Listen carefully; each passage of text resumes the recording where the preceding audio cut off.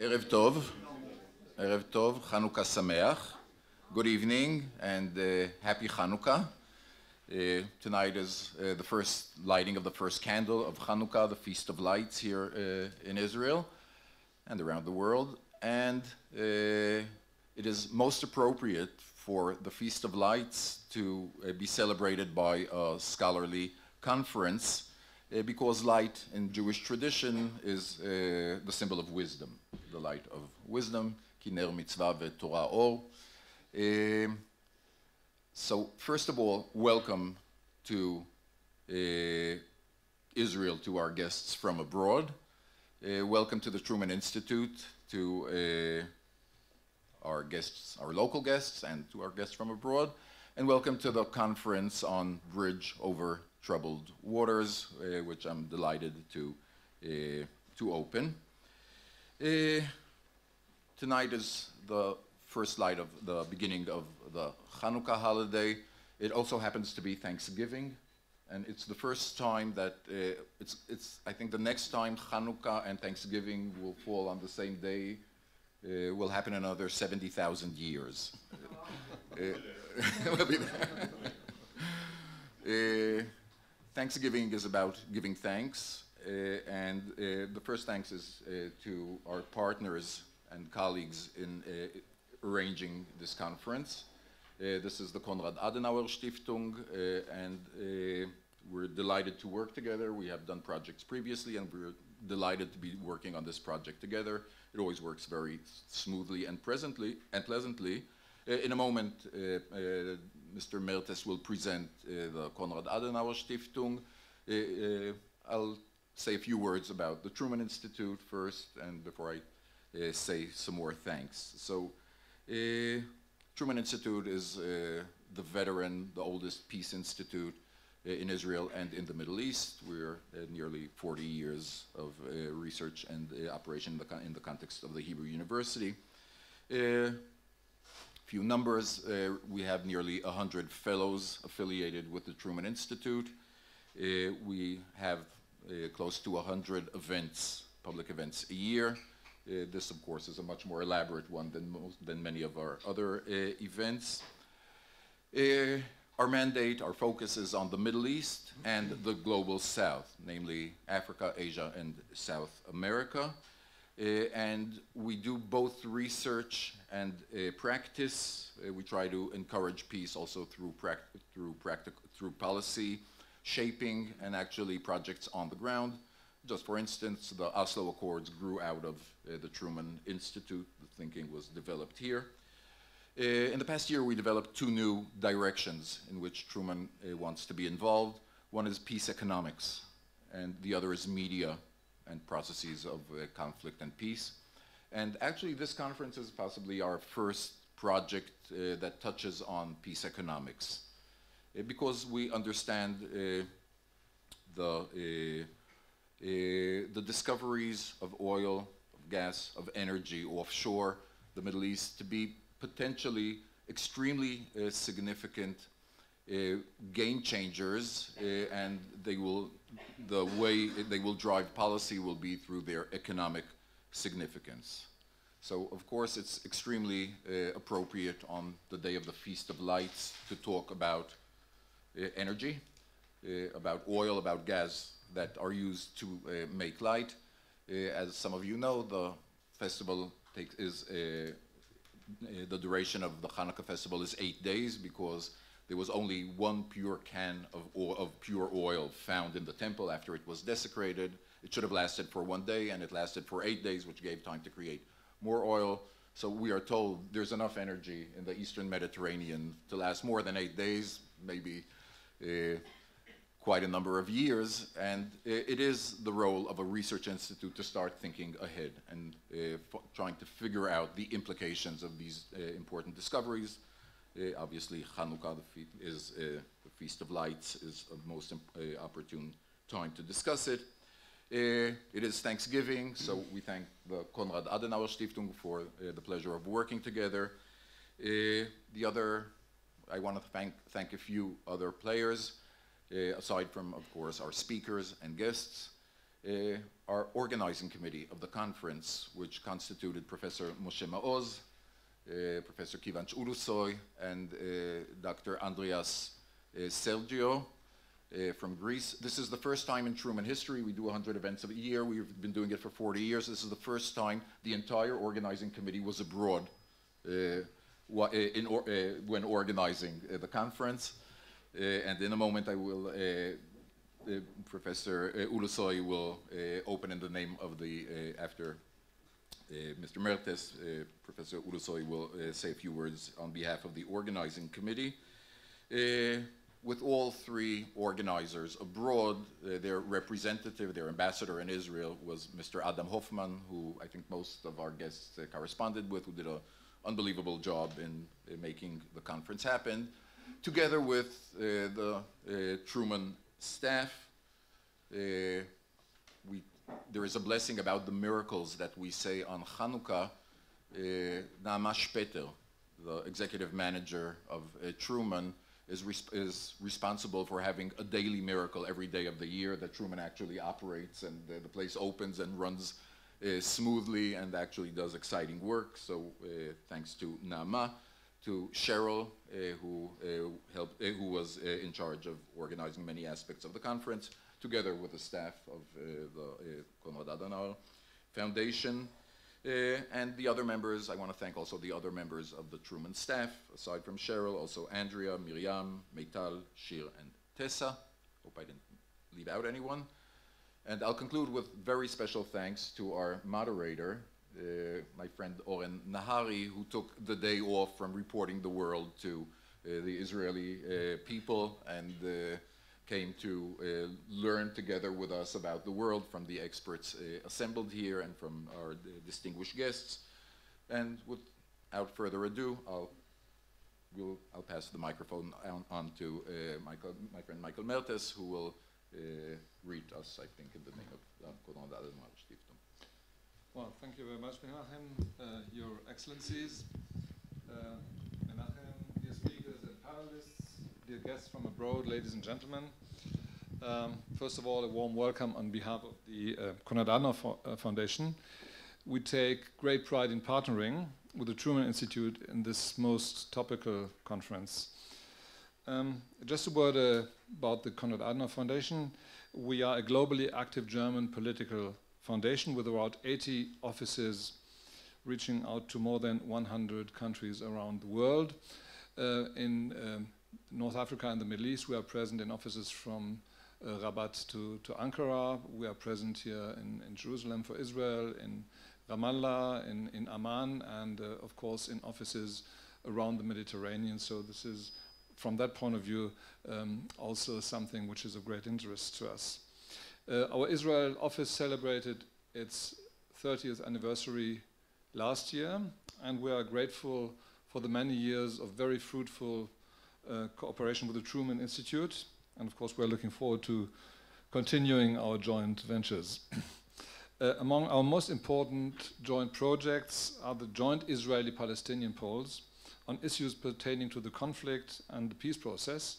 These polls have become essential reading for policymakers as well as academics dealing with that subject. In its international activities, and once again, we are present in 80 country offices all over the world, the Konrad Adenauer Stiftung is focusing on think tank work and dialogue.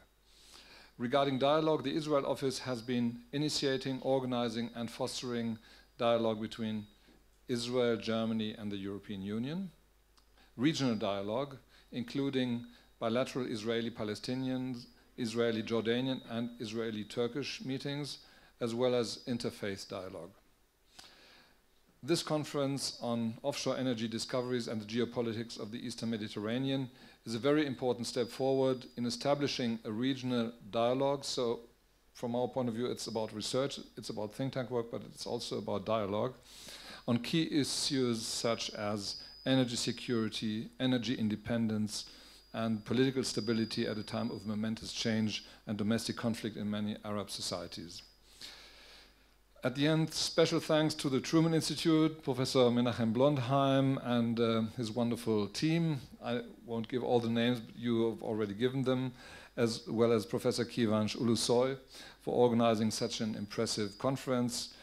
We are delighted to be involved in this most topical event, and I wish us all an inspiring afternoon and evening, and I finish by saying Happy Hanukkah. Thank you very much.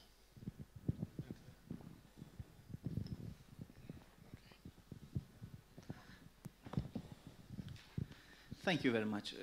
My name is Kivanç Ulusoy. I'm honored to be here to speak to you on this joint event, this product of a teamwork. I will say just a few words in relation to the content of the conference and the organization of the conference. First of all, in relation to the content, I should say that this conference, the concept of this conference started as a project on alliances. We thought that the alliances are the integral parts or features of international politics. But at the same time, we saw that the alliances change, shift. We try to look at why they shift, how they shift. And we saw it in the case of the relations between Turkey and Israel. And we now see it in the case of the relations between Turkey and Egypt. And we see that these shifts need to be explained. And we thought that the energy issues are catalysts of change. So they moderate the change, sometimes they sharpen the change, or they give momentum to change. And this can be seen, for instance, in the case of the recent deal on Iran. And this was not just a deal on energy or on the arms, but it was a kind of smart way of dismantling the alliance behind Syria.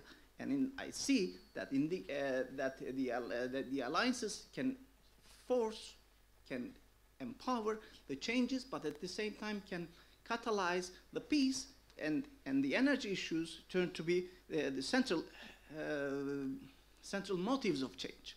And we consider the Eastern Mediterranean as a region where the momentums of alliances and the changes of alliances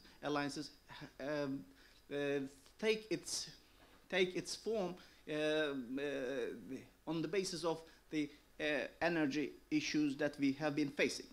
So we tried to look at the matters of energy and geopolitical change, not just foreign policy issues. We try to look at them, how they interact with domestic politics. So, we see that both the climate change and environmental issues has been part of all these changes of alliances, and they will be more and more part of and the catalyst of change in alliances.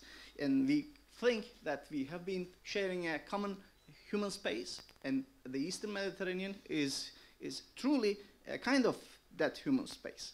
And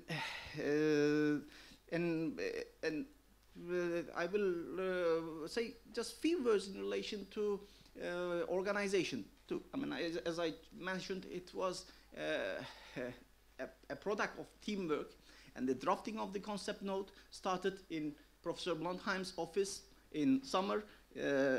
Andreas, me, Professor Moshe Maoz, and Professor Blondheim was there. We discussed it, and we thought that we should look at the matters in an interaction mode, and we see how the systemic changes interact with the regional power shifts, regional changes. So the concept was defined not just in terms of simple foreign policy struggle or power struggle in the Middle East, which is a traditional way of looking Middle East. We try to touch more on the issues like climate change, like environmental, and we wanted to look at the democracy and the participation component of all these changes. And in the final analysis, we thought that we need a kind of comparative perspective. So we added also a comparative panel, which we can see the current changes in the Eastern Mediterranean, in the Middle East, in relation to energy, with similar or different situations in this world elsewhere. So I should also repeat thanking to the Truman team, because it was a kind of teamwork, and I worked closely with Adam Hoffman, with Professor Blondheim, in taking decisions, in initiating the program, and in forming it, in drafting it. And I should thank also Cheryl, Andrea, Nama, for all their close work with us, and they made our life easy, and in the end we have this great panel. Thank you very much.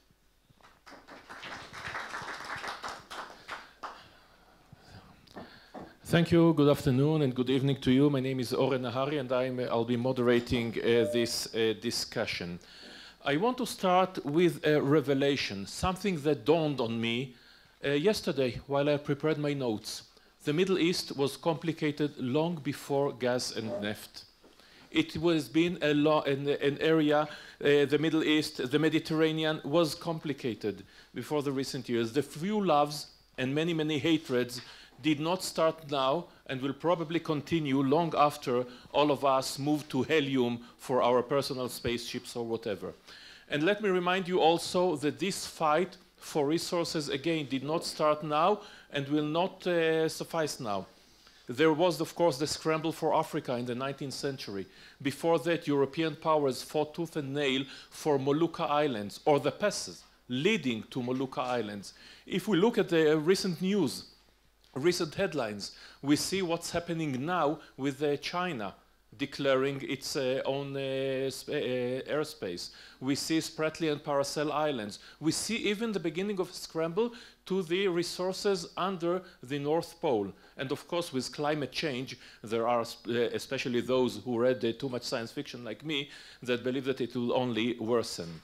And when oil was discovered here, and when I say here, I mean the general here, for the first time in modern era, and it was, where are you, Mr. Lotem? It was in Baku, in Azerbaijan.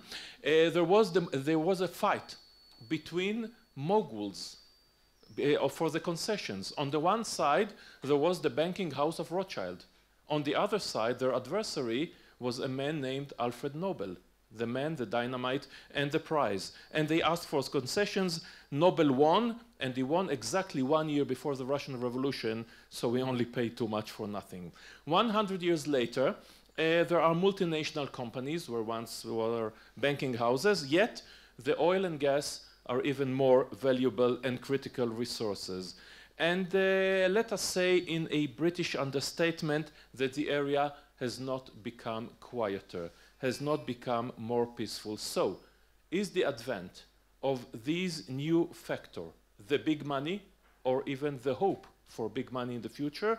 Can it soften disputes, or, of course, conversely, make them even harder? So, I will start with notes from the distinguished panel, and because this is a diplomatic protocol combined with academic protocol, only the protocol of the old Habsburg Empire can rival it. So I begin with the notes not to offend anybody, and the first one will be Ambassador Michael Lotem, Special Envoy for Energy Issues in the Israeli Ministry of Foreign Affairs.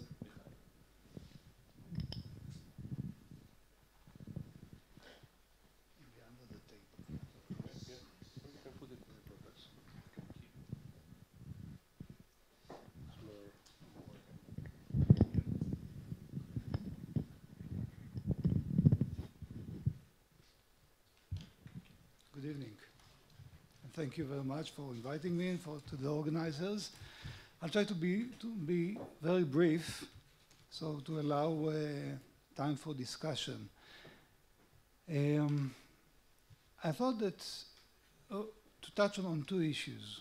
One is that the point that you mentioned in the beginning, what's the political dimension of energy and gas and oil discoveries, and the other is just to give you a very quick and short tour of what are the options on the table.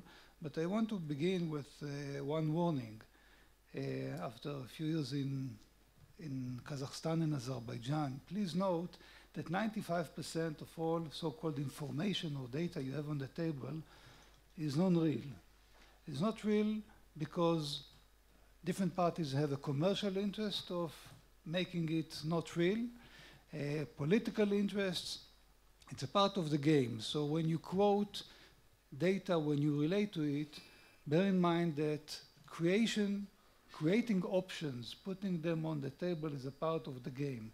And that's fine. Nobody should be too excited with too many options, because at the end of the day, someone has to take a decision, and this is what we have to worry about, when to take the decision.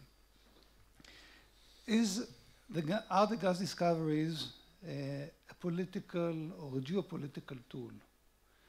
I think to a certain extent they are, but to a very limited one. And I think it depends on a few factors.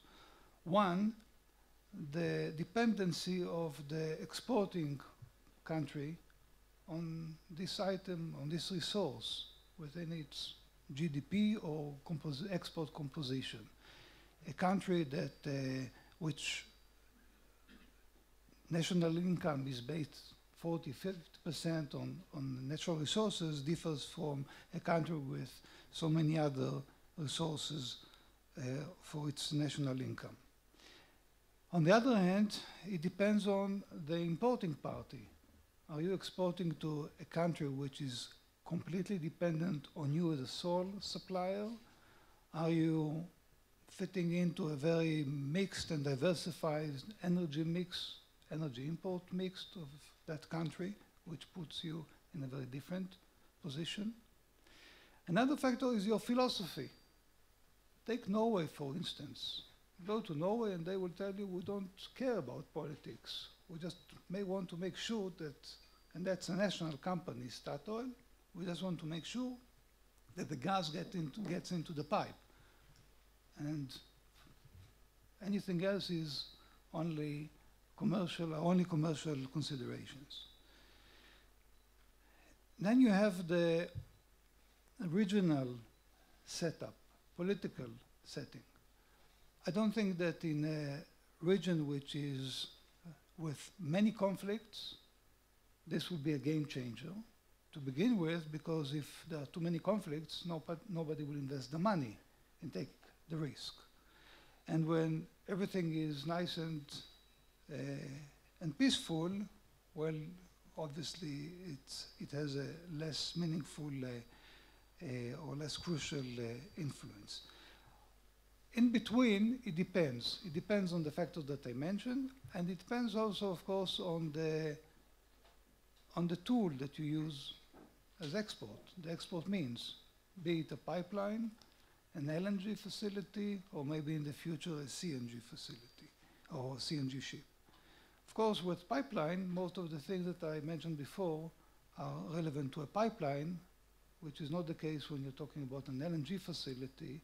Once you have an LNG facility, you do sign, usually the companies, the operators, or the license holders do sign a contract, sometimes for 20 years contract with a buyer, but it's very difficult to put a flag on every gas molecule. And more than this, there are too many swaps going on in the world that you cannot really make a political fortune out of it.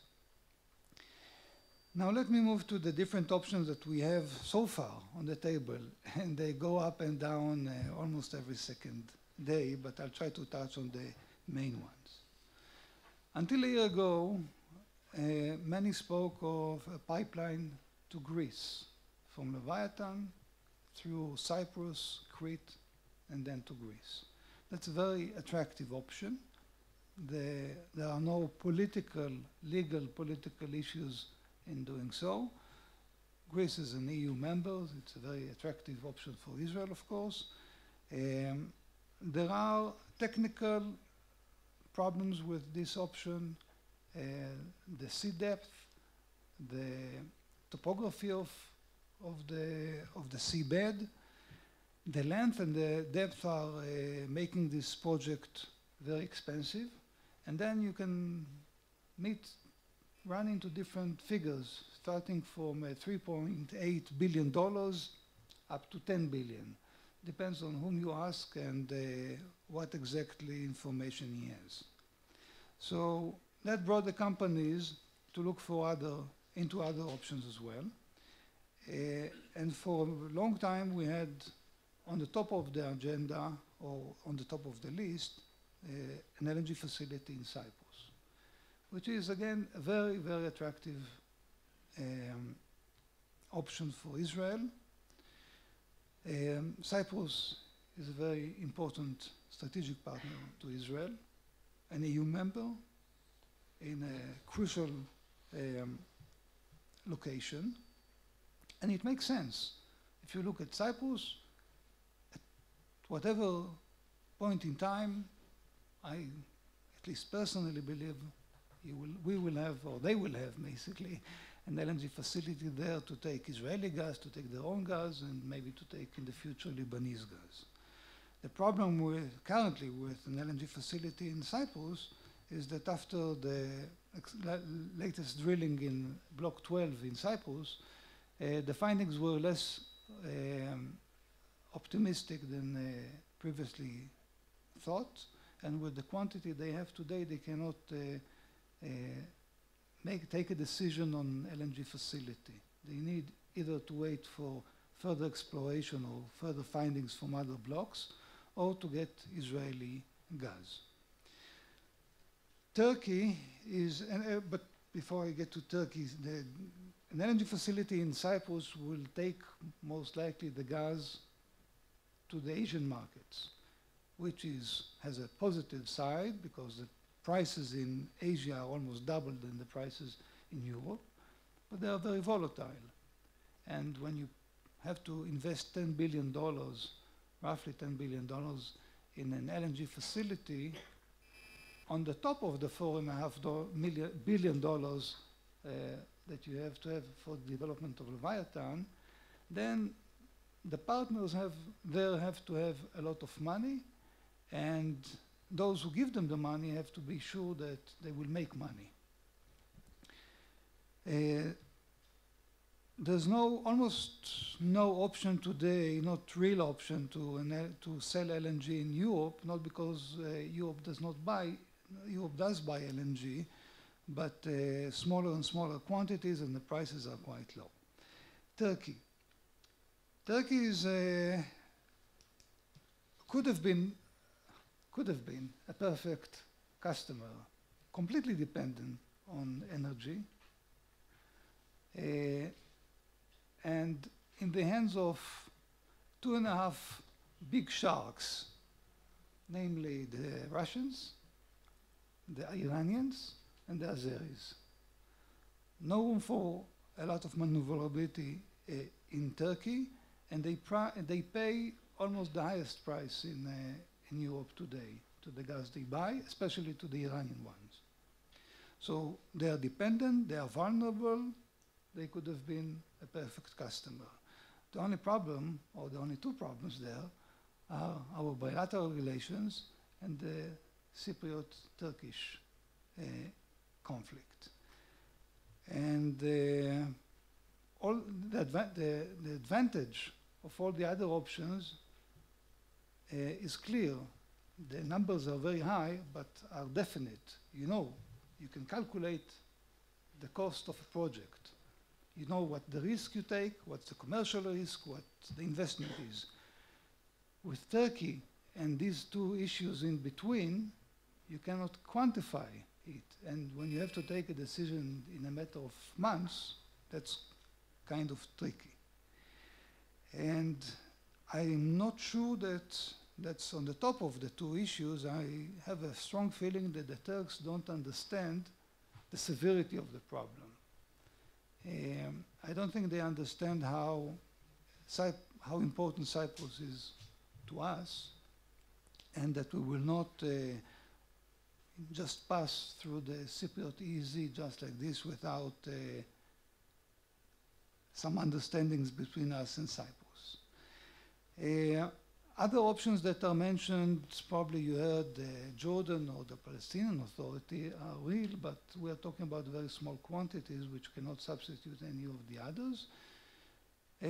Last but not least is Egypt, which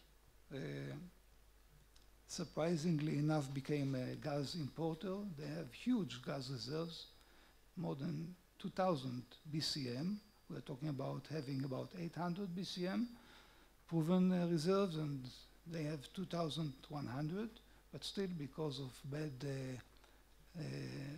regulatory and policy, they became gas importers. I will stop here, and I guess that we will come back later to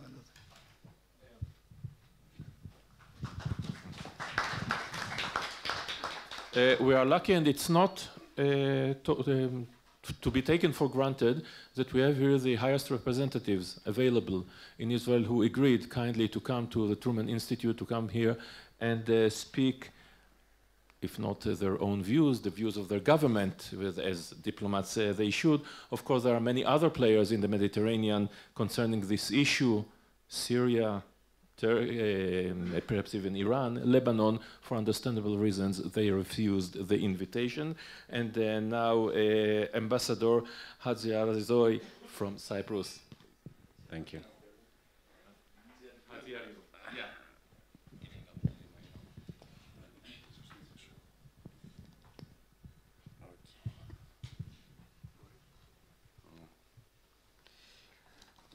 Okay, thank you. It's good to be here. I'd like to thank the organizers, Blondheim, Mertes, for your kind invitation to be with you today and to address this distinguished group on a subject that seems to be receiving a lot of attention nowadays. One thing comes to mind, and I am sure that most of you are familiar with the anecdote, which I hear very often here in Israel, about Moses, and who, after leading the Jews for 40 years in the desert, ended up in a place with no water and certainly no oil. Well, this seems to have changed over the last, in the relatively recent discoveries of natural gas, and possibly oil in the future in the Eastern Mediterranean, where Israel and my own country, Cyprus, are an integral part. The prospects for the future are indeed exciting. And that, of course, means not only in financial terms, but also in changing and shaping the geostrategic situation in our region for the next decades to come. The prospects for new synergies and new kinds of cooperation constitute, in our view, an opportunity that must not be missed. We live in an energy-hungry world, including our immediate environs in the European continent, and the possibility of new discoveries cannot but be a welcome development. The quest for securing energy supplies is not limited only to Europe. As we have heard from our colleague, Michael Lotem, the booming economies of Southeast Asia are constantly looking for new potential energy suppliers and are increasingly turning their attention to our area. The challenge that we face in managing this newfound wealth, laying at the bottom of the sea and developing it in such a way so as not only to benefit our respective peoples, but also our declared aim of making the Eastern Mediterranean a sea of peace and cooperation, is indeed the big bet. Let me at this point give you an overview of the situation in Cyprus and how we plan to proceed in dealing with this blessing to our country. After the initial discoveries of natural gas in Israel in the late 90s, Cyprus realized that the possibilities existed in our country also. The first step in order to achieve this was to legally secure our southern exclusive economic zone, where natural gas deposits seem to be abundant. This was achieved through the official proclamation of the exclusive economic zone and continental shelf in 2004 by enacting the necessary legislation and subsequently the conclusion of delimitation agreements with our immediate neighbors, Egypt, Lebanon, Israel. Such agreements were thus negotiated and signed in 2003, 2007, and 2010 respectively. They established the sea boundaries between Cyprus and its three neighbors, and also between the European Union, of which Cyprus became a member in 2004, and the three neighboring countries. These very important agreements were concluded in line with international law, and specifically the Law of the Sea Convention of 1982. Acceding to the convention constitutes a precondition for joining the European Union. It derives from the acquis communautaire, the constitution, if you like, of the European Union, which acceded to it, the Law of the Sea Convention, in 1998. The vast majority of countries, 157 if I'm not mistaken, are parties to the convention, including, of course, all 28 of the EU members. It suffices to mention at this point that Turkey, which challenges Cyprus's right to explore in its EEZ, has not acceded to the convention, despite the fact that her declared aim is to join the Union.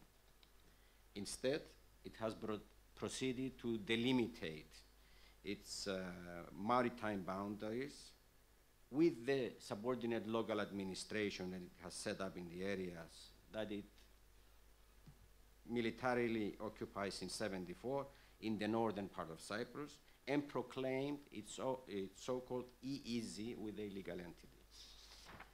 The Turkish state oil company has also announced plans for drilling for oil onshore on Cyprus, in the occupied areas, of course, as well as offshore. It is also worth mentioning that Turkey proceeded to delimitate its exclusive economic zone in the Black Sea in 1986 with the then Soviet Union, and subsequently with Bulgaria and Romania, using the Law of the Seas Convention of the Median Line, something that she refuses to do in setting the maritime boundaries in the Eastern Mediterranean. I would also like to mention at this point that Turkey's reaction and attempt to use gunboat diplomacy, if we can use this one as diplomats, over the last 3 years have elicited the reaction of the international community with statements from the EU, the United States, Russia, the United Kingdom, among others, which have reaffirmed Cyprus's right to proceed with exploration and exploitation and its exploitation plans.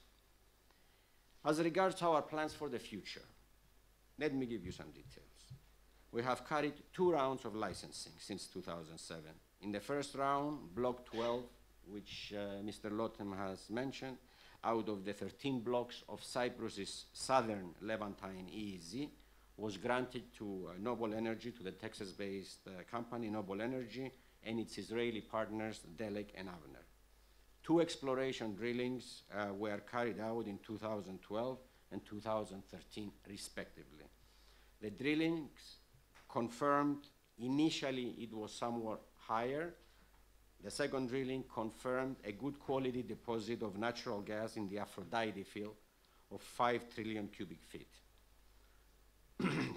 In the second round of licensing, which was concluded earlier this year, a further 5 licenses were granted to the French energy giant Total for blocks 10 and 11, and the joint venture of the Italian firm Eni and the South Korean Kogas for blocks 2, 3, and 9. Exploration drilling by the 3 companies is expected to begin in 2014 and 2015, while Noble is also thinking of prospecting for natural gas in another potential field in Block 12, as we have seen happening in Israel's exclusive economic zone, where you have various drilling. It suffices to mention that according to the US Geological Survey, the southern Cypriot EEZ could contain up to 40 trillion cubic feet of natural gas. Meanwhile, the government of Cyprus has adopted a scheme which aims at making the designated area of Vasilikos on the southern coast an energy hub for the Eastern Mediterranean. This involves the construction of an LNG plant designed to provide up to 3 liquefaction trains, with designated space reserved for another 2 if needed, that would satisfy the needs not only of the already confirmed deposits of Block 12, but also of the expected discoveries in the other blocks. The LNG plant could also provide a vehicle for exports of Israeli gas from Leviathan, as well as in the future of Lebanese gas. As the Israeli government is deliberating its export policy, following the recent decision of the Supreme Court, a decision to export Israeli gas through LNG plant in Cyprus would make the plant more profitable, makes financial sense with the economic concept of economies of scale, and will cement the already excellent state of relations between our 2 countries. To this effect, the government has already signed last June a memorandum of understanding with Noble, Delek, and Avner, and negotiations are now being carried out to conclude the agreement. Earlier this month, we proceeded to sign another MOU with Total this time for their involvement in the LNG plant, and we expect that soon we'll do the same with Eni and Kogas. Our planning also involves the construction of storage facilities for the needs of the energy center. The Dutch firm Vitol is already building the infrastructure needed, and we are also examining the prospects for the development of a petrochemical industry that will be using natural gas. We are also examining the prospect of a pipeline that would deliver the Levantine basin gas to the European continent. Greece is the preferred route. Turkey would be the cheapest route, but the continuing occupation of the northern part of Cyprus by that country, its reluctance to recognize the Republic of Cyprus, and its overall aggressive behavior towards its neighbors, and that includes, of course, Israel, negates any prospects for cooperation with the government in Ankara. Another area in which natural gas can be used to the benefit of our countries is that of producing and selling electric power to Europe. The private sector is already involved in examining the possibilities. The scheme called the Euro-Asia Interconnector, has already been designated by the European Union as a project of common interest, which will finance the necessary feasibility studies. That is, the European Union will finance. The project, if it is deemed viable, would serve both Cyprus and Israel very well, not only in monetizing our natural gas, but in ending our status of energy islands by connecting Israel to Cyprus and Cyprus to Greece by a 620-mile electric cable. From Greece, it would be able to transfer electricity into the pan-European grid. As I said, this has been studied by the private sector, and we are expecting to see the results of their efforts. This past August, the ministers of energy of Cyprus, Israel, and Greece signed an MOU in Nicosia on cooperation in the fields of energy and water resources. The MOU calls for the development of joint projects in the energy sector, promoting sustainable development, aiming at solidifying the cooperation of the 3 countries. This cooperation will cover also the fields of renewable energy, electricity power generation, and sustainable water supply, something in which there is also ongoing collaboration this very moment between Cyprus and Israel. The development came at the time when relations between the three countries are expanding. The relations between Cyprus and Israel over the last 3 years have seen substantial qualitative upgrading, and I am very proud to have been presiding over the embassy during this exciting time in our relations, and covers such sectors as search and rescue, defense and security, counterterrorism, and non-proliferation of weapons of mass destruction. This cooperation could extend in other sectors such as food security and maritime security, and could provide the vehicle for generating investments and business opportunities. Dear friends, our countries live in the midst of one of the most turbulent regions of this world. To survive, we must look to exploit all possibilities at achieving mutually beneficial cooperation of all involved in order to make our area one of cooperation rather than conflict.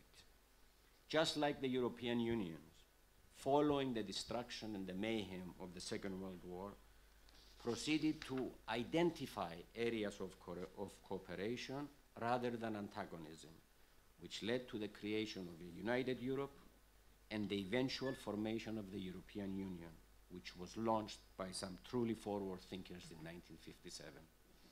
The key was how to focus on cooperation and shared interests, and that was how the European coal and steel community came into being in 1951, which eventually led to the European Union and the impossibility today of the scourge of war among its members.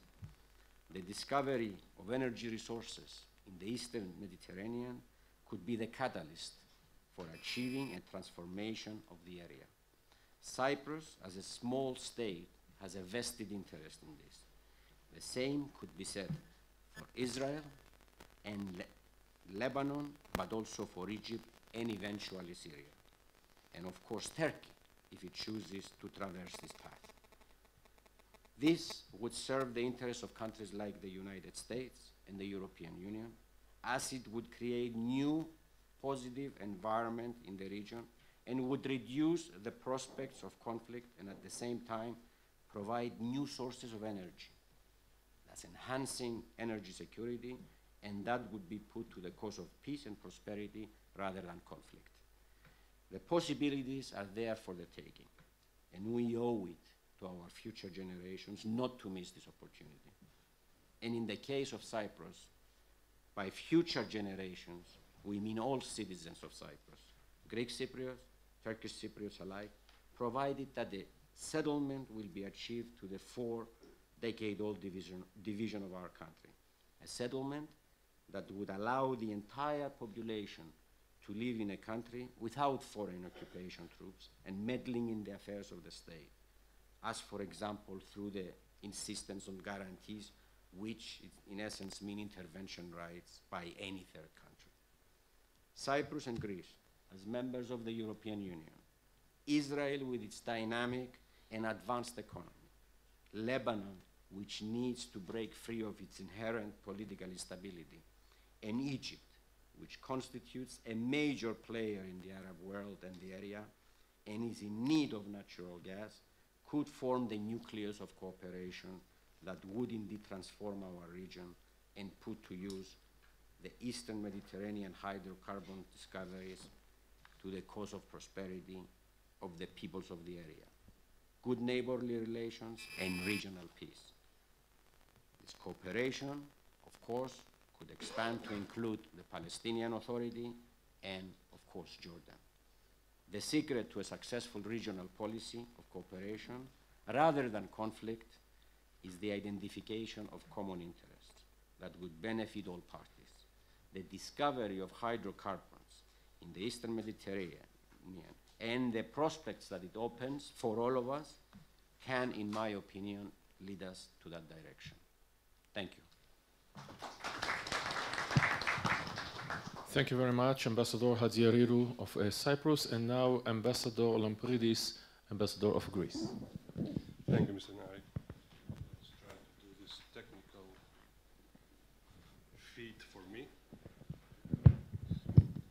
I keep it in my hand, I will look like Aykan Golan, which I wouldn't like to.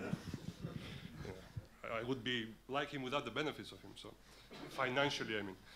So thank you all for this wonderful invitation to discuss such an important issue at this critical juncture that we are all passing.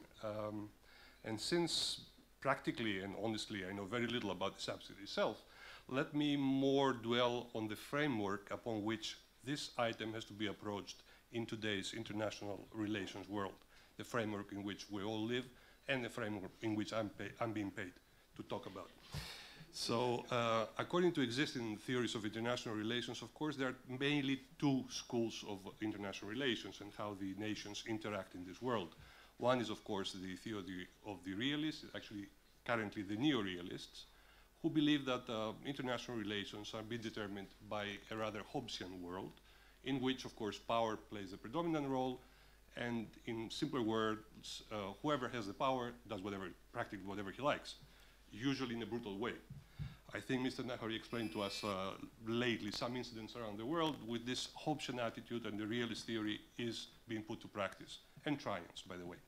Of course, there is the other school of the idealists, which is more of a, let's say, a romantic school, but nevertheless based on solid ground, claiming that as the world is advancing, it doesn't necessarily have to yield to the fact that power alone constitutes international relations, and that these relations could be in the future, probably not a very distant one, be regulated by a sort of international order based on international law, international treaties, and respect of nations to each other. Now, is that happening? Probably not very much. How can the subject that we're touching today influence this tendency and hopefully lead us to that direction? A lot of the speakers before me alluded to the fact that the existing possibilities of hydrocarbons in the area of the Eastern Mediterranean could help to that direction. Another factor that makes me less pessimistic about this prospect is that at the same time we're dealing with these gas possibilities in the area, a great deal has been changing in all kinds of international contexts. The players involved, the means employed, the sense of transparency in international affairs, but also the actual speed by which such interactions are conducted. The world, as we knew it, is rapidly changing, let's face it. And if you have small children in adolescence like I have my son, you realize that our generation is very fastly, dangerously fastly going out of the picture, which is not necessarily a very bad thing, given the record of our generation's feast in the 20th century. What other factors intervene in this rapid change of world equilibriums, and in this particular case, in our regional equilibriums? Energy certainly is one of them. Interdependent economy is another one. The ways that telecommunications and human contacts are being conducted in lightning speeds, and which makes immediately that, for instance, China has a need of gas, and it will not only look to absorb this gas from its immediate surroundings, but it can look down to the Mediterranean to get it. Or Russia from, I don't know where, Norway is exporting to half the world. So this interdependence, this global village that we all live through, points to the direction that in this particular case, as Mr. Nahari pointed out in the beginning, is this a challenge, a threat, or a promise? I would tend to say that because of the other factors that interplay in this equation, it could very well be a positive outcome.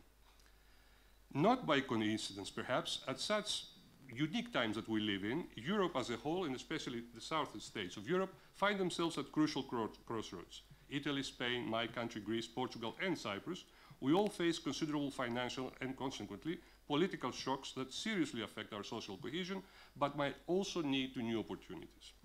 It is by now widely accepted in our continent that a new sustainable development model is urgently required for the entire Europe.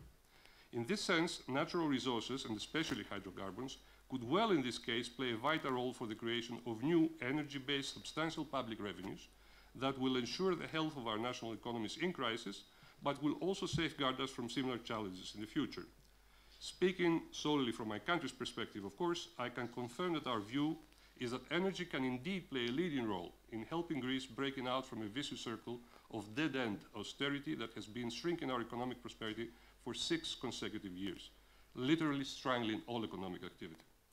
The quick and structured development of this dynamic sector of energy will consolidate Greece's image as a stable country that, while remaining essential for Europe's overall cohesion, can also represent an island of tranquility in what is beginning to look like an ocean of increasing volatility in the sensitive East Mediterranean corridor and beyond.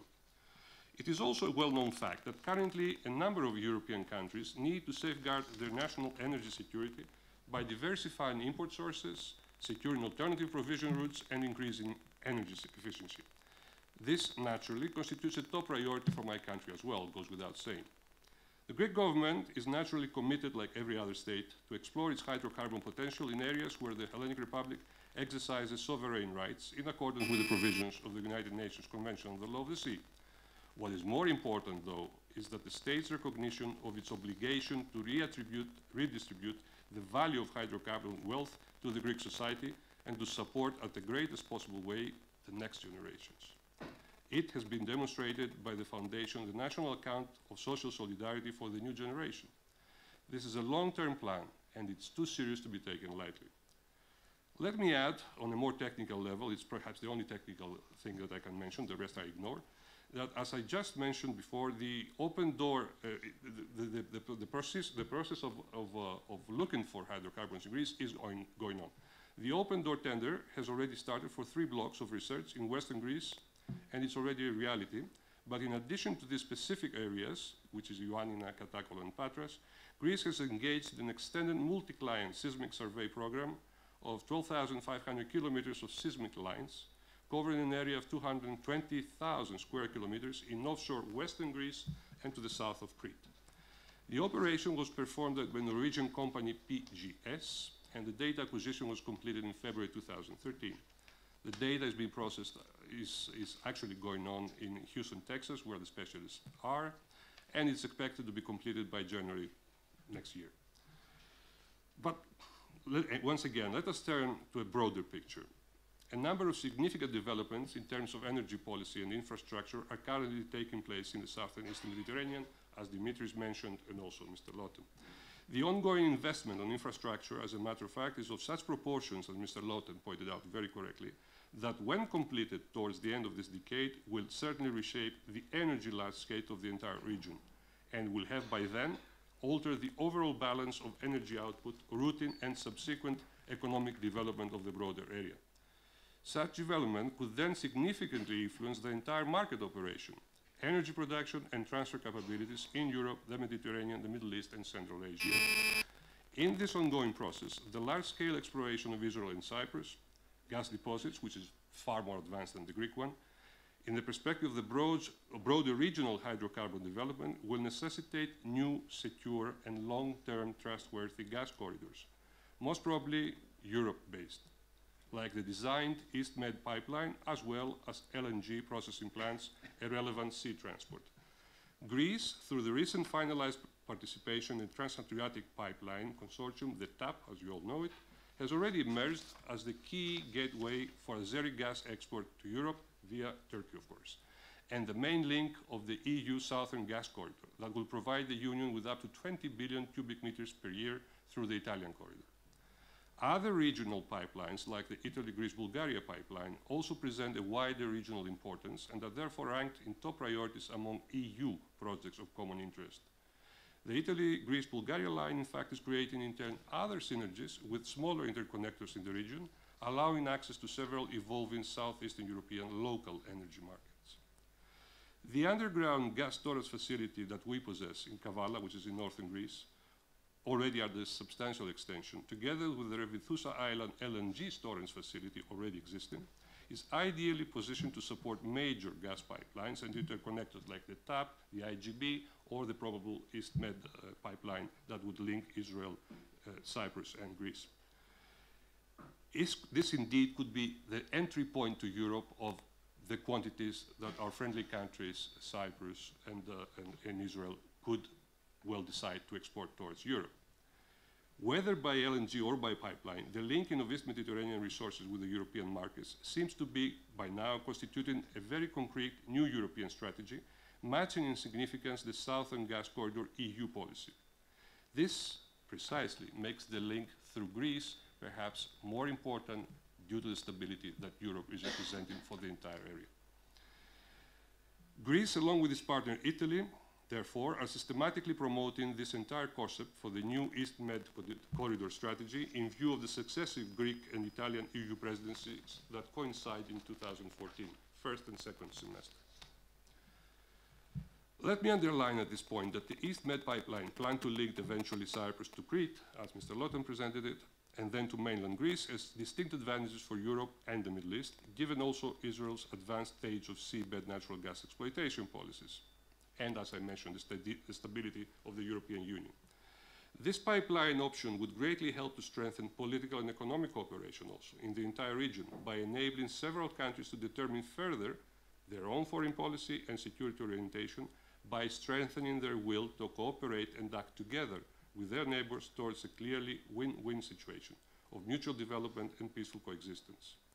In the field of electricity as well, as Dimitris pointed out, the Ambassador Hatziargyrou, the latest discoveries of substantial hydrocarbon deposits in the Eastern Mediterranean might well have a substantial positive effect on European and Middle East energy security, as well as on the commissioning of new international electricity interconnections based on new electric power generating plants running on natural gas, of course. We, from our side, are in fact delighted that the European Commission's competent decision-making body decided a few months ago to include an underwater electrical cable, the feasibility study for it, the Euro-Asia interconnector, that could reach Israel in a short time and which represents a project of roughly 3.5 billion euros budget, practically the same investment as the East Med pipeline. In the final projects of common interest PCI list, as Ambassador Hatziargyrou pointed out before. In this connection, further development of the Greek transmission grid and the proposed new cross-border interconnections with Bulgaria and Italy are also of paramount importance in terms of promoting the further unification of the entire Southeastern European electricity market. That is, again, a little bit technical, but allow me to become political again. Getting the greatest possible number of countries that share an interest in the region's hydrocarbons on the same page and earmarking their exports for an energy-thirsty Europe, first of all, will undoubtedly boost their geopolitical and economic perspective, thus turning a potentially high-risk area, as Mr. Nahari pointed out in the beginning, to a hub of cooperation and peaceful, creative coexistence. Given the dazzling evolution in today's global affairs, as I mentioned before, traditional hostile attitudes begin, admittedly, to seem quite outdated. Look even out of context by now. When I'm trying to explain to my son what the Berlin Wall was, for instance, he does not understand. He doesn't visualize what was there. I was there, I saw it. When others, let's say, talk about the regional conflicts in the Middle East, 20 years from now, they might be also looking at this as a very obsolete thing. Same goes with the issue of Cyprus, as Ambassador Hatziargyrou pointed out before. As a matter of fact, in the beginning of my intervention, I mentioned the two schools of thought in the international relations, not by coincidence. It is my firm belief that developing vast possibilities in the energy sector throughout our region finally presents a golden opportunity to all actors of our troubled area to consider seriously, finally, following steadily and in a consistent way the principles and rules of the idealist school of thought in a revolutionary Kantian approach of human and consequently state relations. It is high time that societies well into the 21st century by now learn from mistakes committed by mankind in previous horrific for all humanity dark years and consequently alter course towards a more convergent, cooperative, global and regional international order. At long last, we could all act in a positive spirit within a framework of a well-regulated international order based on the respect of international institutions, rule of law, respect of existing relevant international treaties, and above all, respect for each other. Thank you very much. And Hanukkah Sameach, by the way, said by a Greek, it might sound awkward, but as we said, nowadays we live in a win-win situation. That is long forgotten. Thank you. You mentioned, Ambassador Lampridis, that we all behave rationally and do the right thing. Outside this hall is the statue of Abba Ibn, who famously said that countries and people too do the right thing only after exhausting every other option, and we human race are famous for it. And last but not least, Dr. Aykan Erdemir, member of the Turkish parliament, opposition member, I should add.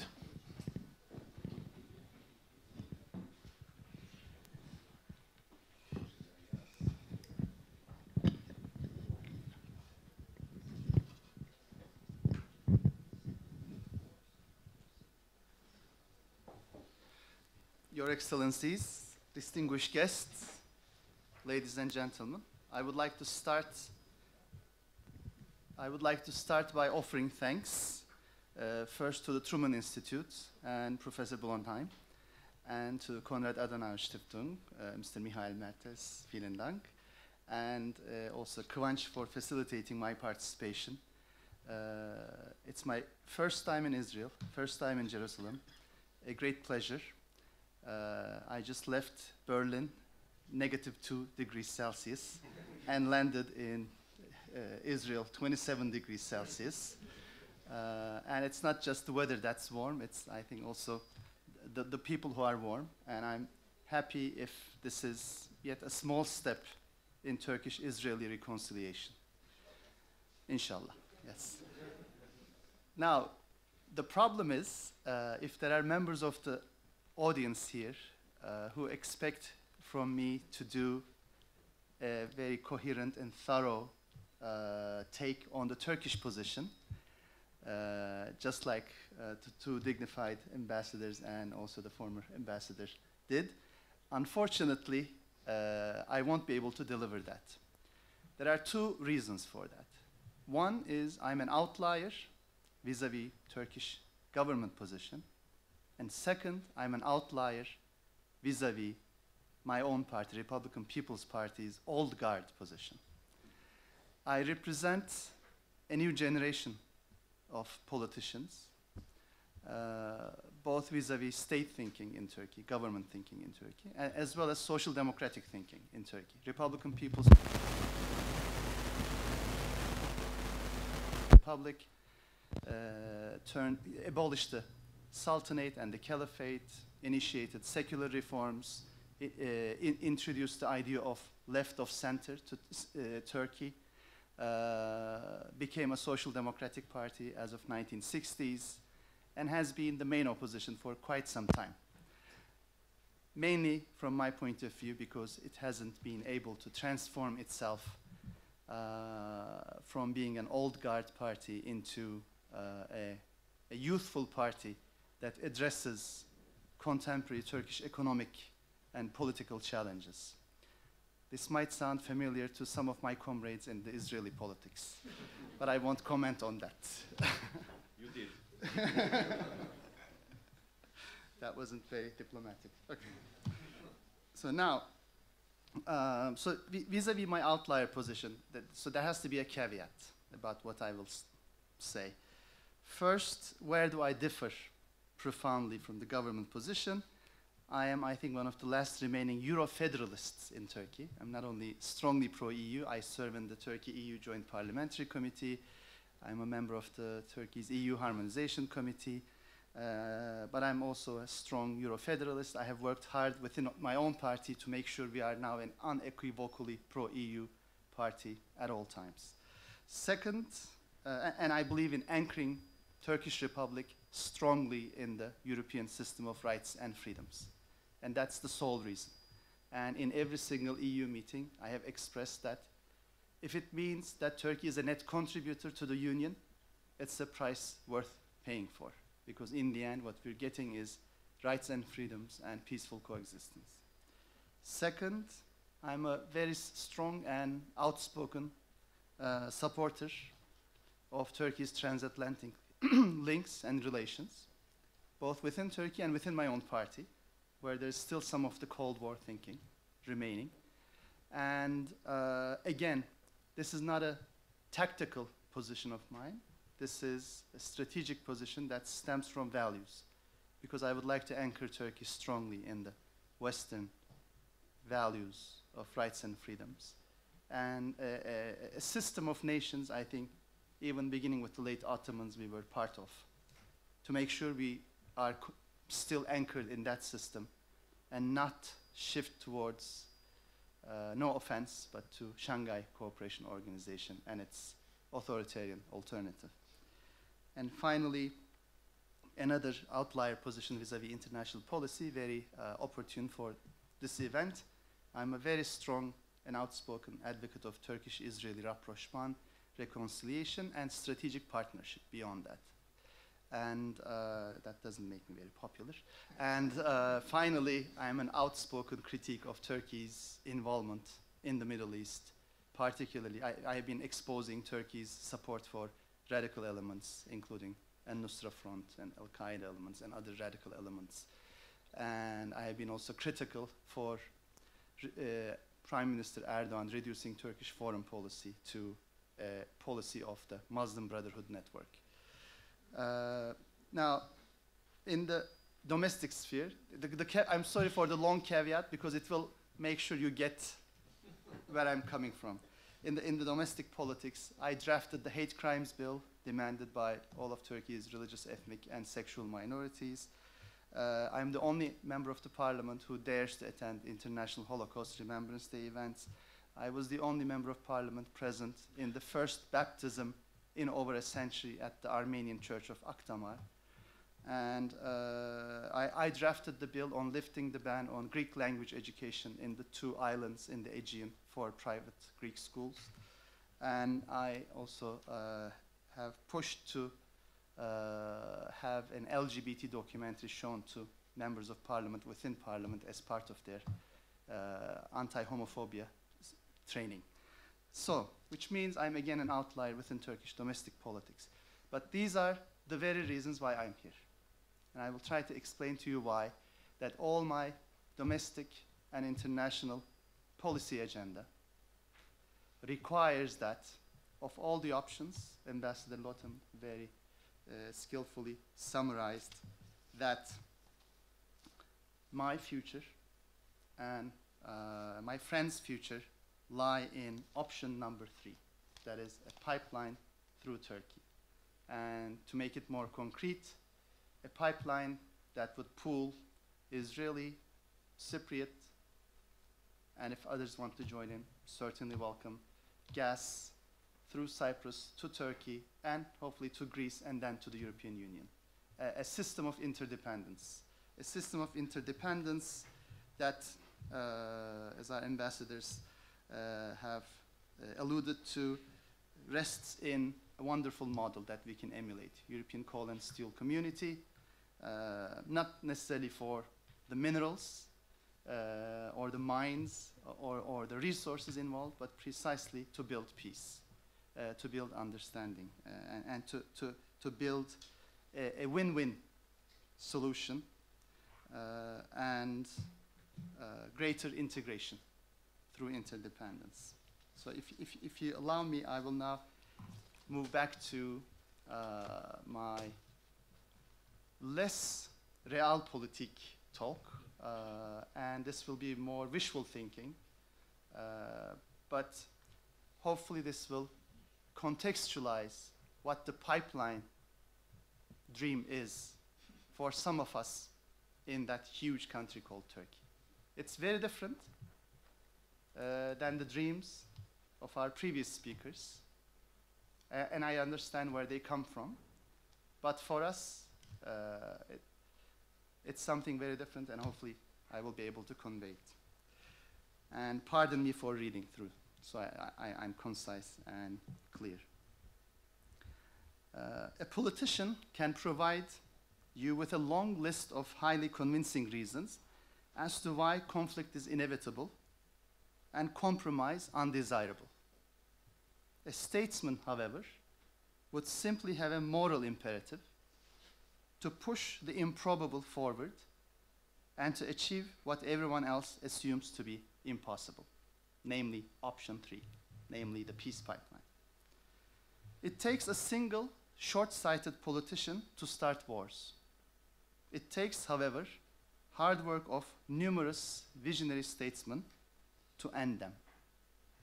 It is precisely for this reason that we all remember with a great sense of gratitude those heroes, not of the battlefield, but of the peace table, of the reconciliation table, of the rapprochement table.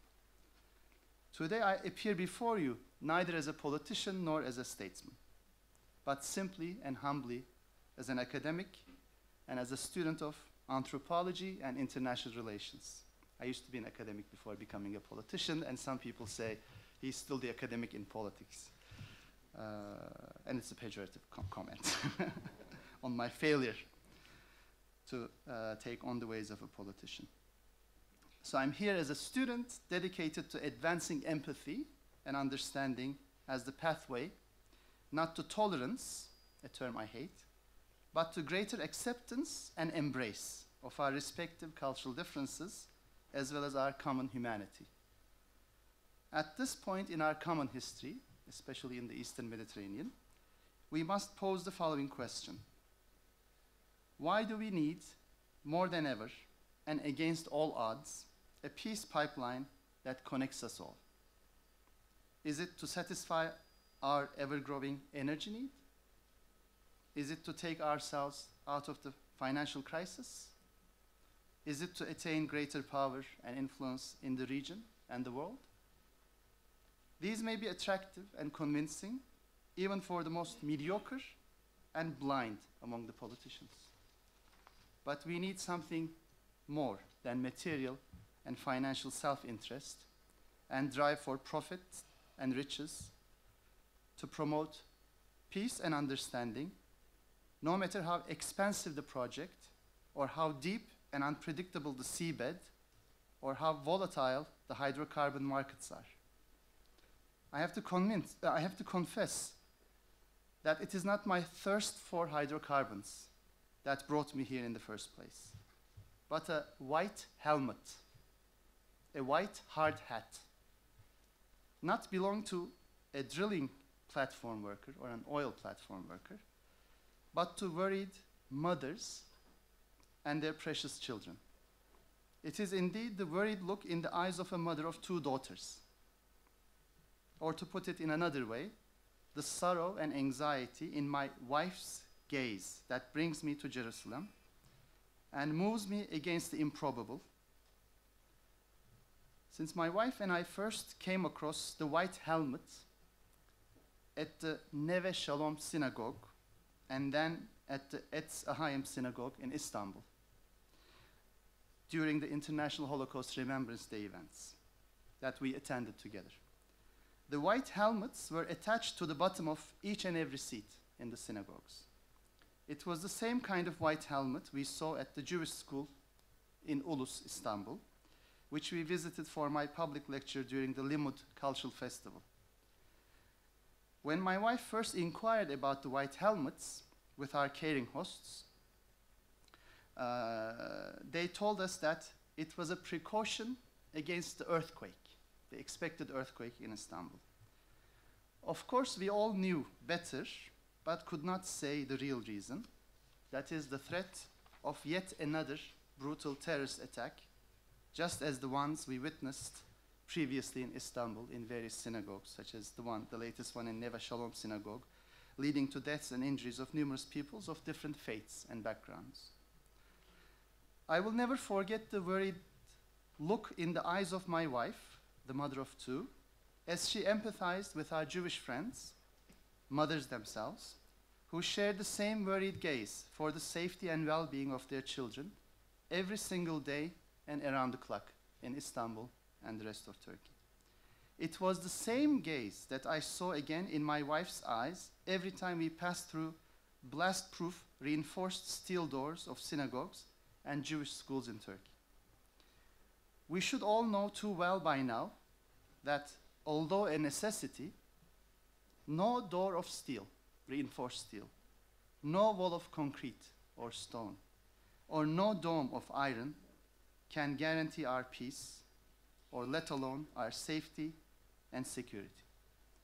As politicians in our greater neighborhood, never miss the opportunity to build impressive and long-lasting careers through populism, hate, and bigotry, and successfully lead agitated majorities to inflicting physical, emotional, and psychological pain and suffering on others, we should make a principled stand for a circle of trust and mutual understanding.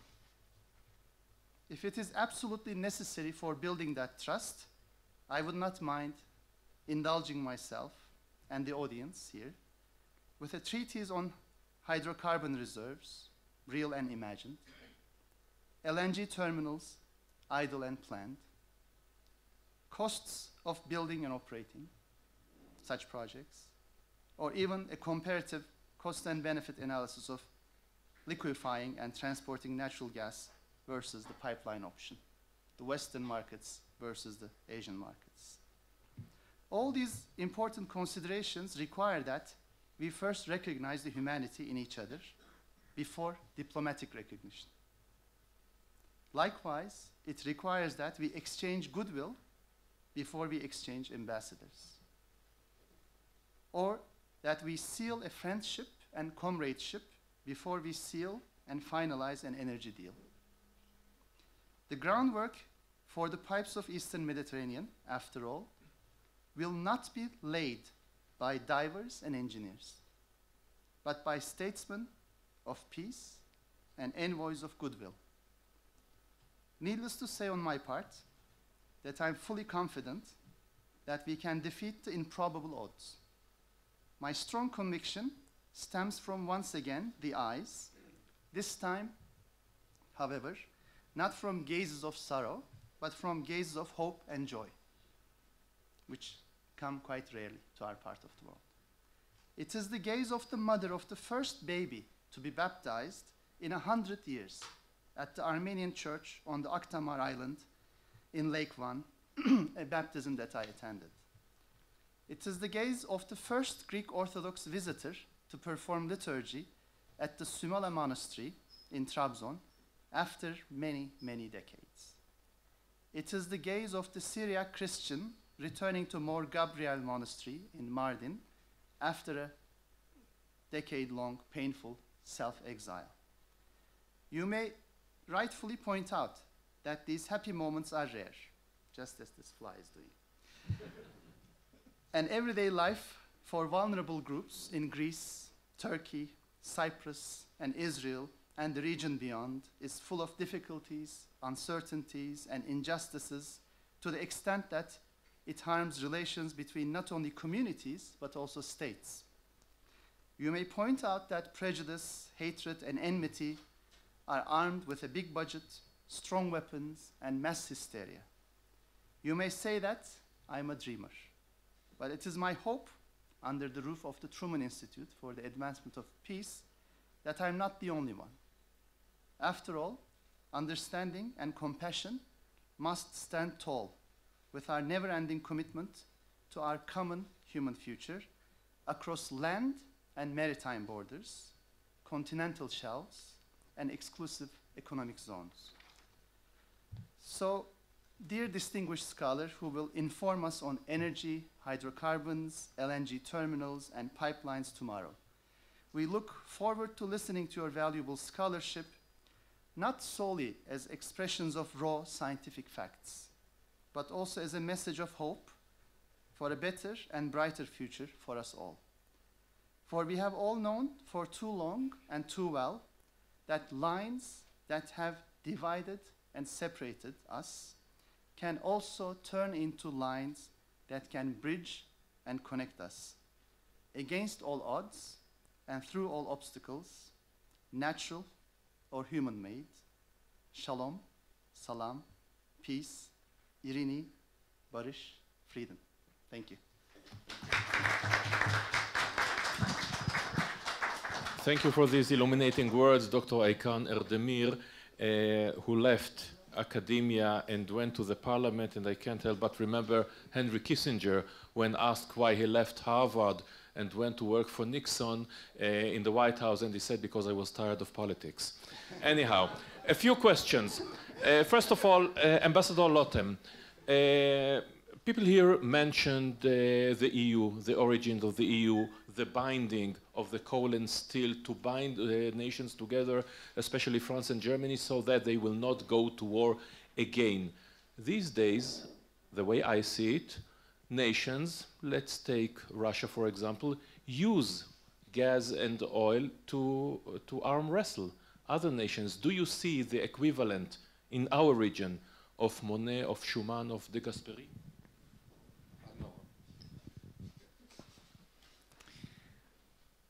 I'll take you from another angle because it was mentioned by the other speakers. It's quite surprising to see how much effort the EU put, mostly verbally, but still, in the creation of the alternative to the Russian corridor, to the Gazprom supply to Europe, namely to the Caspian gas, to the Azeri gas. This Nabucco project, which was on the table for maybe 6-7 years, millions of dollars that were invested in it. And Europe was very much engaged in this project. But in their own swimming pool or bath, the Mediterranean, the European Commission is very modestly present, especially if I compare to what they did or the aims at the Caspian. As for your answer, for your question, I don't see the in Europe. I don't see the one to lead it, but it makes sense because they don't have the tools. It was mentioned here that the pipeline to Greece was is among the 250 projects that the EU tabled for, and so on, and so forth. But they allocated $5 billion for 7 years for 250 projects. That's not even that I asked that the EU will solve our problems. We have to bring our own statesmen from within. Where are they? In this region. I think that we are in a different situation than the post-war situation. So I'm not sure that we need to compare the existence of the leaders. The situation differs a lot. And I'd like to ask you, Ambassador Hatziargyrou, how much Greece and Turkey cooperate, how much your energy issues, political issues, how much are they combined to the extent that you are working together, seeing together eye to eye? Are we close or even closer after years that there was a separation to the pre-1974 days because the common enemy, so to speak, or rival, Turkey, brought you so much together? No, we were never an enemy or a rival with Greece. No. I'm talking about the common enemy, Turkey. On football, yes. With Turkey. Okay. Turkey brought you together. Okay. If I understand correctly, you started by putting the question how we cooperate with Greece. Not only how, whether you are both sovereign countries. You are a member, each one of you, in the EU. You have your own history, and I'll later about it. Is your policy one and the same, especially considering these energy issues, or can Cyprus, for its own reasons, because looking at the Cypriot, Turkish Cypriot community, Turkey as a guarantor, etc., see other options? No, we are two separate sovereign states. We cooperate on a large array of issues. Now, on the issue of energy, it is only natural that if you listen carefully to what I said, what we are seeking is cooperation in the area with all the countries. This is how you establish conditions of regional peace. Greece, of course, is a friendly country. Israel is a friendly country. Lebanon, the same. Egypt, the same. It is not by chance. We are all friends here in the Middle East. Only I thought otherwise. I'm talking about Cyprus. I'm talking about Cyprus. Now, we would like Turkey to be part of that team. We really would. I mean, the prospects for cooperation, if you throw in Turkey, tremendous. Turkey is a huge market there. It is a big country, and we all have an interest in working with Turkey. But we have the bilateral political problem, and we have to work hard on that to see if we can get over it. I said in my written speech, I mentioned just one thing about the guarantor. You mentioned the word guarantor. Well, this is, again, one of the problems. We don't want a guarantor. We don't want motherlands. We don't want anything in Cyprus. We are a sovereign state. We have our relations with each and every country, and we want to manage to reunite the country. And as I again mentioned, the benefits of this blessing to our country should go to all the citizens, Greek Cypriots, Turkish Cypriots, and things. As regards your question about Greece, with Greece we have exceptional cooperation as two brotherly states, I should say, but that's it. Greece is a sovereign country, Cyprus is a sovereign country, both countries are members of the European Union. We agree on a vast number of issues. We may disagree on one or two, so just like sovereign states. Ambassador Lampridis, we are here, less than a kilometer from the Temple Mount, from Al-Aqsa Mosque, etc., etc.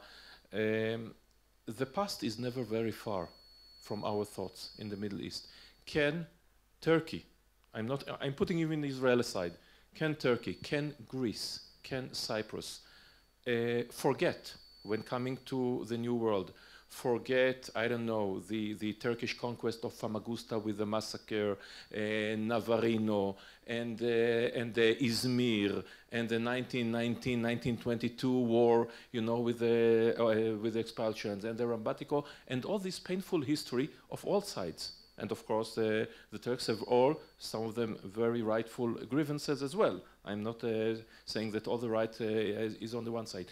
But can countries, can people come to terms with this and start in a way? Can you do it? I mean, honest answer. Well, to start with, the only thing I cannot get over with and will never forgive Turkey is for beating us 4-1 in Greece in football some years ago. But jokes apart, I think that that was the essence of my whole intervention, that indeed it might seem naive, but since there are academics here, I'm sure that they're dealing with international relations as well. The naivete of the idealist in the international relations school is proving to be the only feasible way out of today's impasse. And have a look around you at the latest developments in the region itself that you said is being characterized by the Dome of the Mosque, the Wailing Wall, the Holy Sepulchre, and many other holy places, and people that cannot get away from it. Who would imagine, let's say, not long ago, a year ago, that at this point, as we speak, Iranians and Americans are sitting together trying to find a very serious and stable solution to a tremendous problem that first of all tantalized the Iranian people itself, their suffering, and of course pose a serious threat to the entire region, is Israel of course included in it. So I do believe that we do have an option in this. The hydrocarbons in the Eastern Mediterranean can be a catalyst to that direction. I fully follow the position of the realistic position, not the realist, the realistic position of Ambassador Lotem saying that there are a whole lot of technical problems to it. I fully take on the position of His Honor Parliamentarian Erdemir, who I hope in the future will be a good friend of mine personally. I've never come across you. I was in Brussels for years. I've seen other people from your caucus. Never happened that we spoke together. Because if his positions were the predominant positions in the Turkish political scene, then the problems would be lessened by a lot. But mind you, can we overcome the problems in the relations that my friend Ambassador Hatziargyrou mentioned before? I would the brotherly relations between Greece and Cyprus, but yet of two sovereign nations, I would add another very close relation, that of Greece and Turkey already, because not only we have a tradition also of cooperation, apart from bloody wars in centuries ago, we are allies in NATO. We're cooperating on a daily basis. We are bound by links of alliance to help each other in case of danger, and it has happened also. Of course there are differences.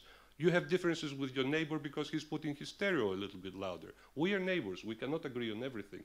But my conviction is that the world is going to a more cooperational scheme. The next generations, because of the speed of communications, because of the speed of interaction of today, they cannot take the various stereotypes of the past, you will see a lot of surprises in the future. In the region, also in the Arab states, we had the first glimpse with the Arab Spring.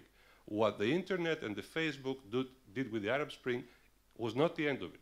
There will be a continuation to that. If they can come out of the box, then certainly European nations like Turkey, which I do, Professor Erdemir, consider a European nation, like Cyprus and like Greece, certainly can find a way to solve their problems. And I sincerely hope that in my lifetime, which is not going to be very long, I will have the opportunity of seeing that. I'm sick and tired of listening since my childhood how bad the Turks were, and when I occasionally had closer relations with Turkish colleagues, once also with a Turkish girlfriend, they explained to me, not surprisingly, that they were reading exactly the same things in their textbooks of history when they were children. So the world is the same all around. We certainly can find compromising solutions, cooperative solutions for the mutual benefit of all. All of you are too optimistic for my taste. I'll only mention that you talked about technology. I will be the one to remind that everything that man invented, eventually he used it also for the bad, not only for the good. Internet, Facebook, and Twitter included. And Dr. Erdemir, I know that you do not represent Prime Minister Erdogan, etc., but still, to say the least, say the least. But still, is Erdogan the problem? Let's say tomorrow or the day after, and Erdogan is out of the picture politically, may he live long, etc., and there is somebody else. Will Turkey change its policies? Or what we see now is the beginning of a new, if you want to call it neo-Ottoman or whatever, or new thinking in the way of Turkey, and this is what we have to get used to from now on. Let me begin by my favorite quote from the Italian politician Antonio Gramsci.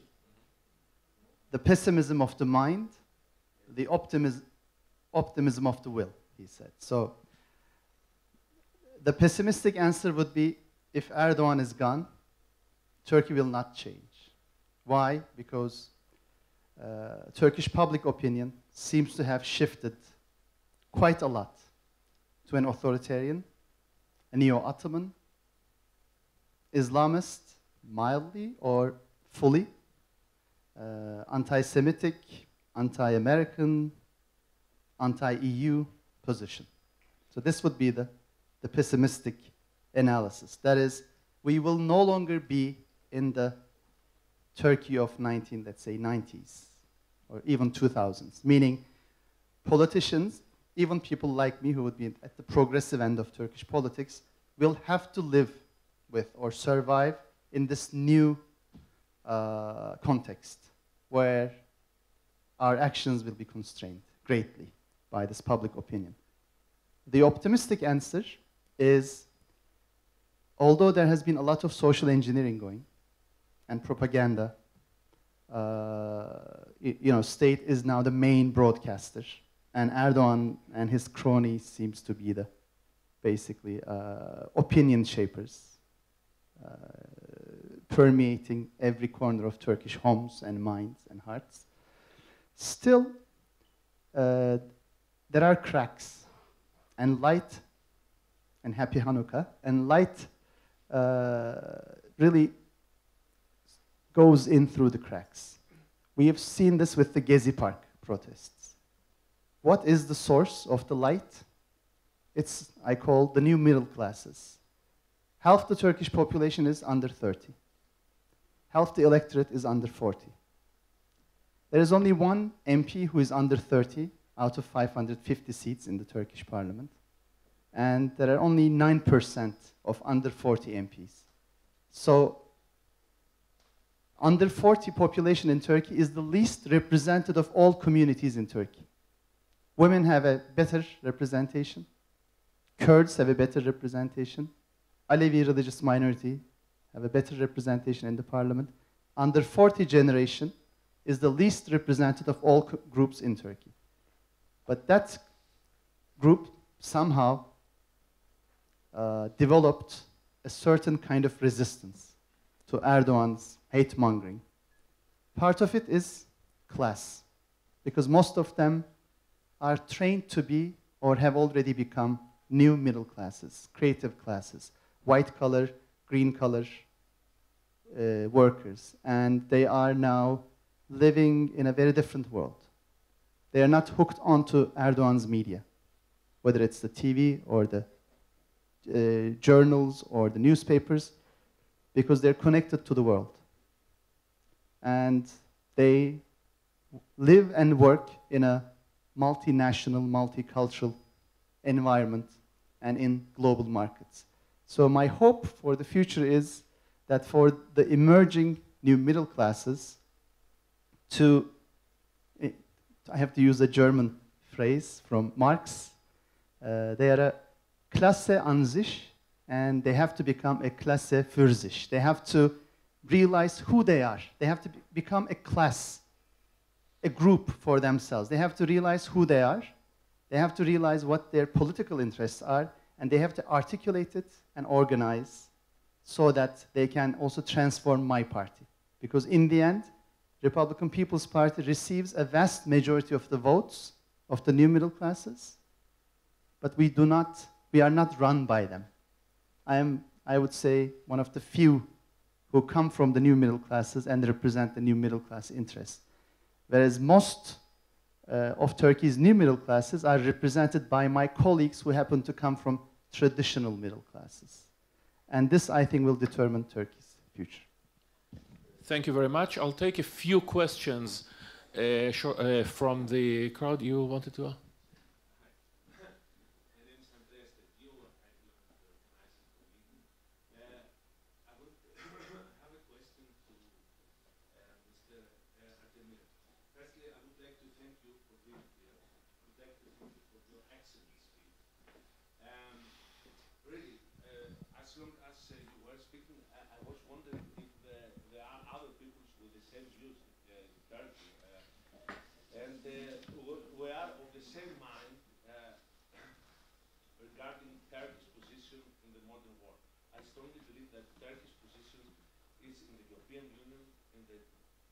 Closer transatlantic relationship. Really, I strongly believe.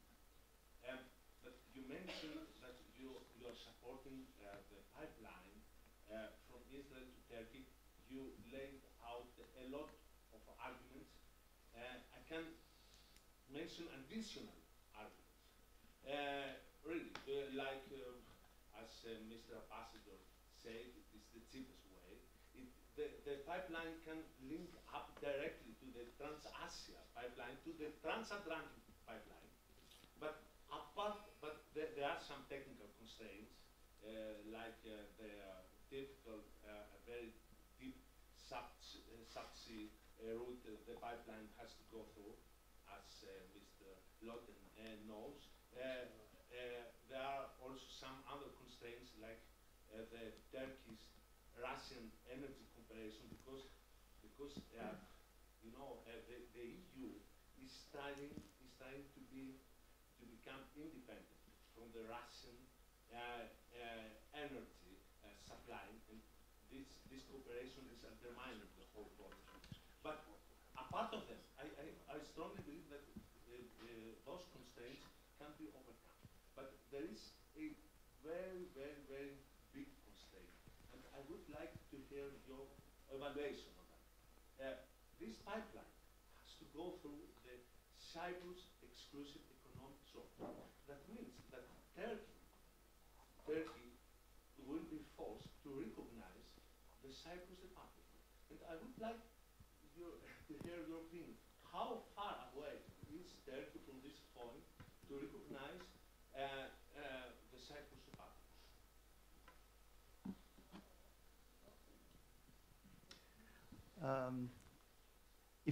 If I have known something about Prime Minister Erdogan over the years, I have inhaled a lot of his tear gas, and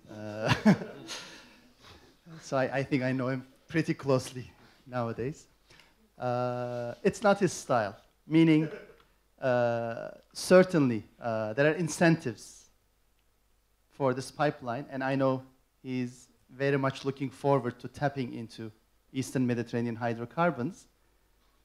But if I know him, I'm pretty confident what he has in his mind is yet another clever trick. Around, through, under. It's these. He is the best tactician I've ever seen. But sometimes great tacticians are horrible with strategies. And that's precisely why we're having a difficult time understanding Turkish foreign policy lately. I was attending an event in Berlin, the third Berlin Foreign Policy Conference, and one of the breakout sessions was called Turkey and Its Neighbors. And I joked, I said, I think you should change the title of the talk, Turkey and Its Former Neighbors. Because in the end, we have moved from zero problems with neighbors to zero neighbors policy. Right now, we have no ambassador in Egypt, in Israel, in Armenia, and Syria. Cyprus is a different question. So Turkey is a very interesting neighbor with either no diplomatic relations or ambassadors. And my option would be, of course, now I know this is the improbable odds that I'm, yeah. I think and I would add to it, we are tending to personify the problem, as I did myself, saying the name Erdogan. You're talking about foreign policy, is it Erdogan or Davutoglu, the professor to Ottoman studies? This hits quite close at home, because it's the typical academic failing in politics phenomena. So as an academic, I think I'm allowed to say that. Our foreign minister, Professor Davutoglu, is trying to make sure that the world acts in accordance with his book. But sometimes it doesn't work that way. And the world don't behave the way your book wants them to behave. So shame on the world. But my take is, I think there is only one way forward. That is, take very radical action on the part of all concerned parties and solve everything once and for all. There is a carrot involved. I know it's not a big enough carrot. I know a lot of people are presenting a much bigger carrot than there is actually one, but it doesn't matter. There is a carrot, whether big or small, and let's use this opportunity to solve partition in Cyprus. Let's bring a unified Cyprus, into the EU. Let's bring Turkey into the EU, and let's leave all this behind. Because I'm an incrementalist by nature, by politics, but I think this is one where it doesn't call for incrementalism. It calls for radical, drastic action and solve everything at once. Thank you. And last question from you, sir. Thank you very much. I'm Michael Emerson from the Centre for European Policy Studies in Brussels. A little over... Michael, they don't hear you. Is that correct? It's not there, just click it once. I'm sorry, I start again. Michael Emerson, the Centre for European Policy Studies in Brussels. I'd like to follow on from your question, Mr. Moderator. Is Erdogan the problem? But to put a question in the same sense to Ambassador Hatziargyrou. A little over a year ago, I was looking at this question and indeed mulling over what the speakers have called the potential for this gas to be a game changer, a golden opportunity, a win-win option. Well, the logic there is pretty obvious. The only problem about getting the logic is that politics is in the way. And to be more precise, one needed at least two major changes. One, Erdogan, and the other, President Papadopoulos of Greek Cyprus. Now, with respect to the Erdogan problem, we've solved it this evening. We've elected Erdemir as the next Prime Minister of Turkey, and the Turkish problem is dissolved. With dictatorial powers. Brilliantly, and I agree with everything he said. Now, on the Greek Cypriot question, Papadopoulos is gone, and there's a relatively new president, Anastasiadis, whose Unfortunately for him, he had a very tough job from day one of facing up to this terrible financial crisis, and that consumed, I presume, most of his energies. But at the same time, he came to power having on his agenda a rather different take on the constitutional configuration of a future reunified Cyprus, and in particular distancing himself from, I would call, conservative Greek Cypriots who wanted to have a strong federal structure. And his position, if I understand it rightly, was something that would be far closer to the possibility for consensus with the Turkish Cypriots, namely something more confederal. Maybe that language is too simplified, but still it's a certain direction.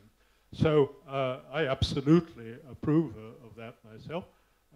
But what I would love to hear from the ambassador is, to the extent that he understands what the president's intentions are, what are the prospects for a political renewal of the Cyprus negotiations, and what would be the new president's agenda that might give us some grounds for hope? Thank you.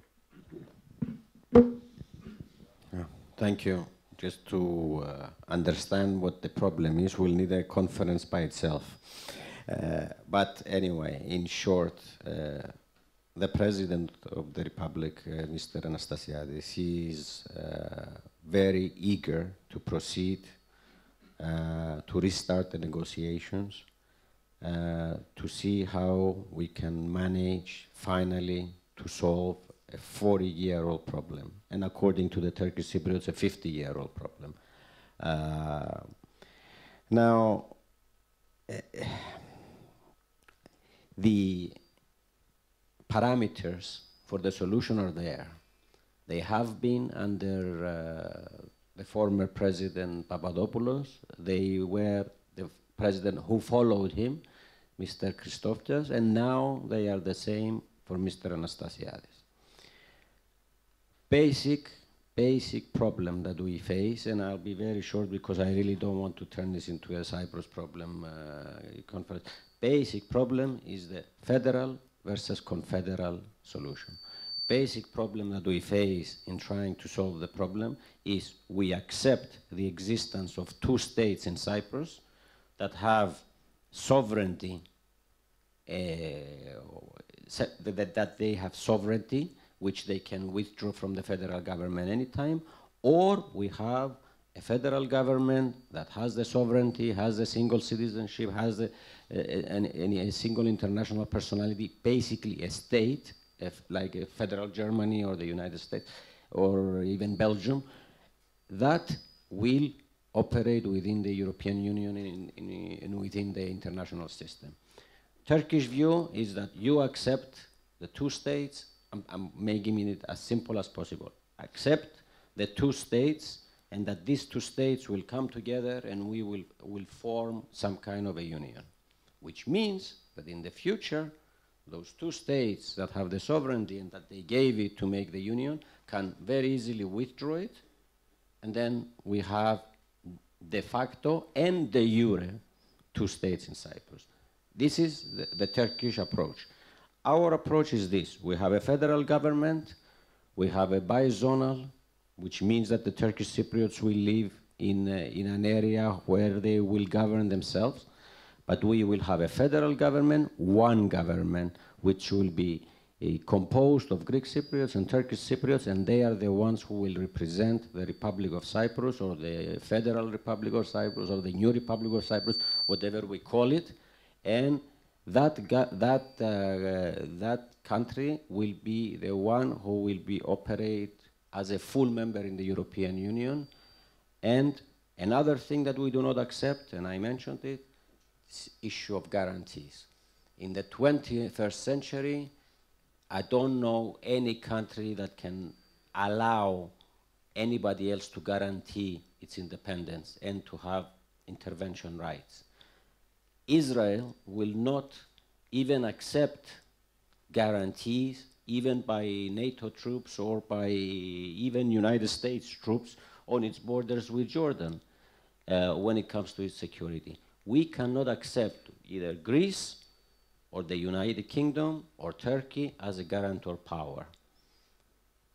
The guarantor power for any solution of the Cyprus problem should be the United Nations and nobody else. As a member of the EU, it would be inconceivable for Cyprus, for any government in Cyprus, to go after its citizens.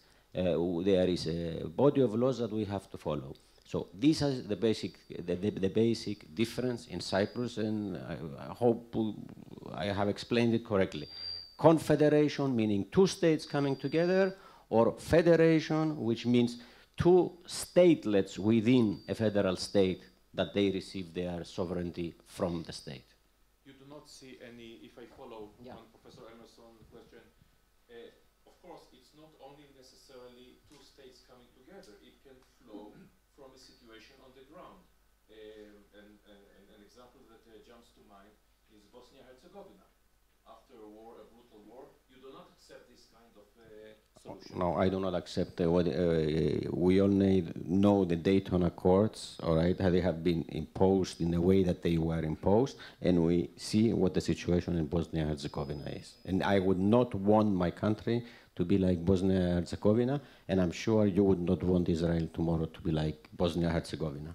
Okay, thank you very much. And can I have a follow-up? I'm sorry because the ambassadors, I'm very, very sorry, but the time is 7 o'clock and other engagements are calling. Thank you very much for listening, and perhaps you can ask one of the